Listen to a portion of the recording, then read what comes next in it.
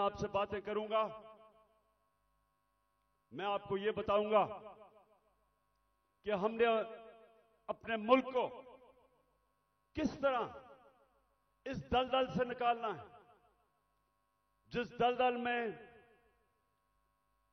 एक साजिश के तहत हमारी हुकूमत गिराई गई और इस मुल्क के बड़े बड़े जुराइम पेशा लोगों को हमारे ऊपर मुसल्लत किया गया। तो मैं आज आपको अपना प्रोग्राम दूंगा, लेकिन उससे पहले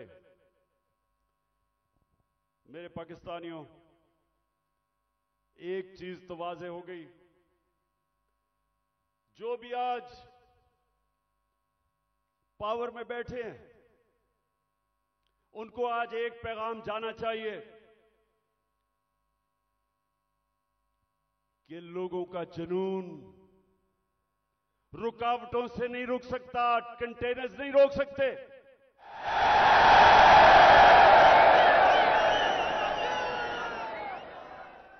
एक अंग्रेजी में एक मुहावरा है कि नो फोर्स,